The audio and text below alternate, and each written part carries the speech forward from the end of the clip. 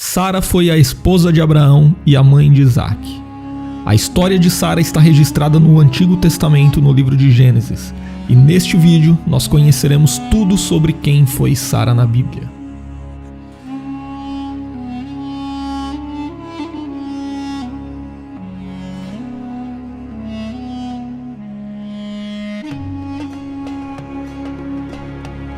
O nome Sara é um nome hebraico e significa princesa.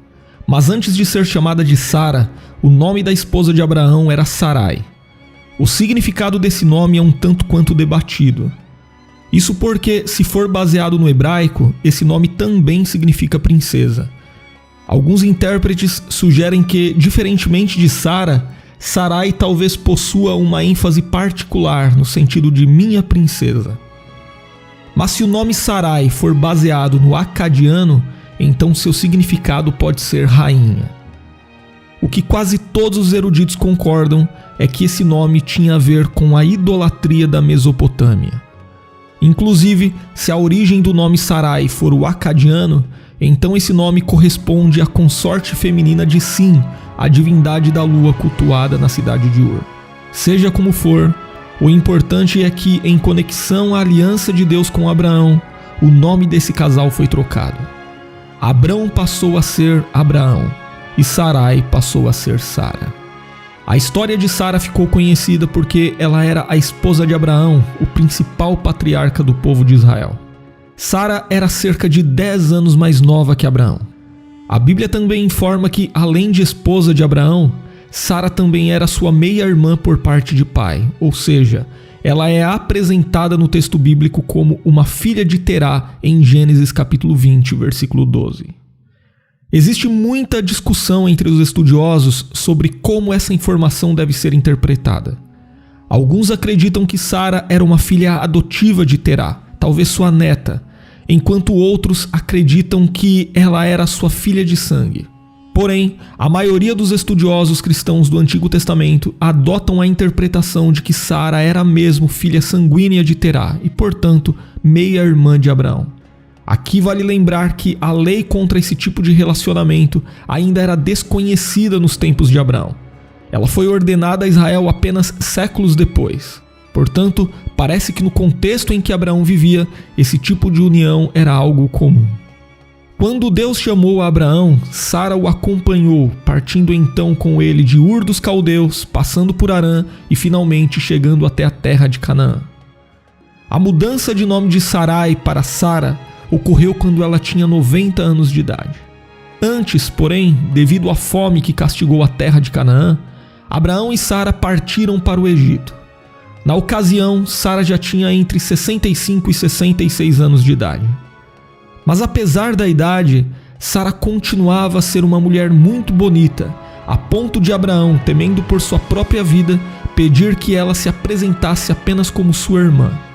E no Egito, Sara chamou a atenção dos egípcios e dos príncipes de Faraó, sendo que o próprio Faraó se sentiu atraído por ela e a levou para o seu palácio. Entretanto, o Senhor castigou a Faraó e a sua casa por causa de Sara, o que fez com que ele chamasse Abraão e o confrontasse por ter omitido a informação de que ela era sua esposa. Faraó devolveu Sara a Abraão e ordenou que eles partissem para longe do Egito, conforme nós lemos em Gênesis capítulo 12. Cerca de 20 anos depois, outro episódio muito semelhante a este aconteceu. Abraão, mais uma vez, ocultou a informação de que Sara era sua esposa. E este fato ocorreu em Gerar, na cidade governada por Abimeleque. Naquela ocasião, Deus avisou Abimeleque em sonhos de que Sara era a esposa de Abraão, e caso ele não respeitasse essa condição, Deus o castigaria duramente. Então Abimeleque procurou a Abraão e o questionou acerca de sua atitude. Abimeleque repreendeu Abraão por ter mentido e devolveu Sara a ele e também lhe deu ovelhas, vacas, servos e servas, talvez como um tipo de compensação pela ofensa. Isso fez com que o patrimônio de Abraão aumentasse ainda mais.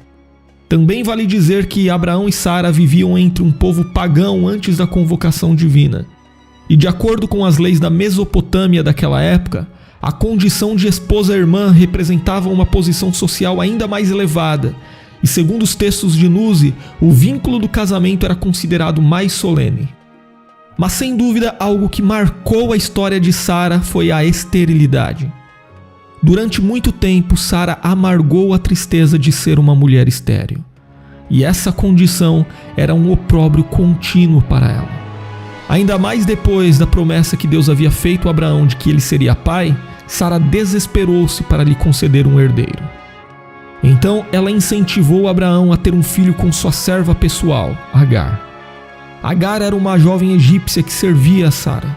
E ao fazer essa sugestão, Sara utilizou um costume frequente atestado na antiga Babilônia, que era apoiado em uma norma legal de que uma esposa estéril deveria prover a seu marido uma mulher que lhe gerasse filhos em seu nome.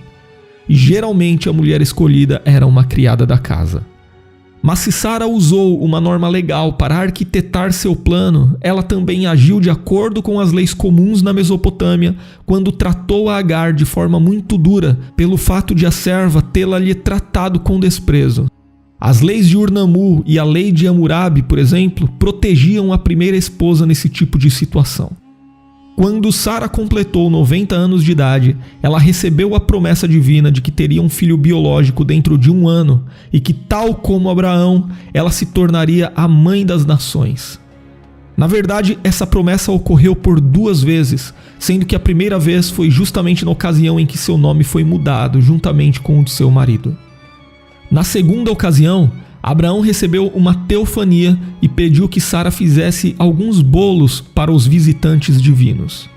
Ao escutar a profecia acerca do nascimento de um filho seu, Sara sorriu com incredulidade, julgando ela ser impossível de algo do tipo se cumprir, haja vista sua idade. Apesar de Sara negar que seu riso ocorreu no sentido de zombaria, o Senhor conhecia suas verdadeiras intenções. E por isso Sara foi repreendida com a seguinte frase: haveria coisa alguma difícil ao Senhor? A partir daí, a dúvida deu lugar à fé.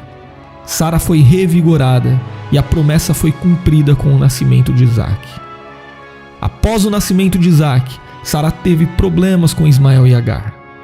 Na festa de desmame de Isaac, Sara percebeu que Ismael estava zombando de seu filho.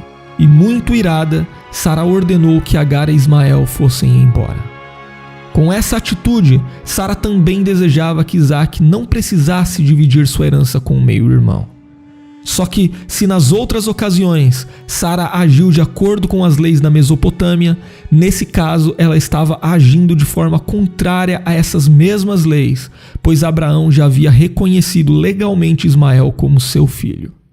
E a história de Sara chega ao fim na Bíblia aos 127 anos de idade.